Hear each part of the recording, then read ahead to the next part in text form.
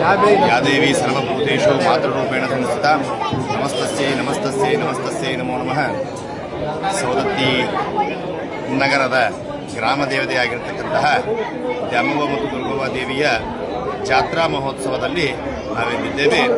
ಜಾತ್ರಾ ಮಹೋತ್ಸವದ ಇತಿಹಾಸವನ್ನು ಹೇಳಬೇಕು ಅಂತಂದ್ರೆ ಮೊದಲನೇ ನಮಗೆ ಗೊತ್ತಿದ್ದಂಥ ಎರಡು ಹಿಂದೆ ಅಂತಂದ್ರೆ ಒಂದು 1911ರಲ್ಲಿ ಆಗಿರ್ತಕ್ಕಂಥ ಜಾತ್ರಾ ಮಹೋತ್ಸವ, ಅದು ಬಿಟ್ಟರೆ ಮತ್ತೆ ಮುಂದೆ 1981ರಲ್ಲಿ ಆಗಿರ್ತಕ್ಕಂಥ ಜಾತ್ರಾ ಮಹೋತ್ಸವ.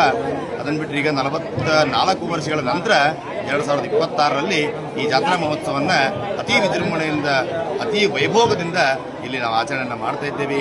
ಈ ದೇವಿಯ ಆಚರಣೆಯಿಂದ ನಮ್ಮ ನಗರದಲ್ಲಿ ಸುಭಿಕ್ಷ ಮತ್ತು ಎಲ್ಲ ರೀತಿಯಿಂದಲೂ ನಾವು ಅಭಿವೃದ್ಧಿಯನ್ನು ಕಾಣಬಹುದಾಗಿರ್ತದೆ. ಆ ಕಾರಣಕ್ಕಾಗಿ ಅವಾಗವಾಗ ದೇವಿಯ ಜಾತ್ರೆಯನ್ನು ಮಾಡಬೇಕು ಅಂಥೇಳಿ ಹಿರಿಯರು ಮೊದಲಿನ ಪದ್ಧತಿಯನ್ನು ಹಾಕಿಟ್ಟಿದ್ರು.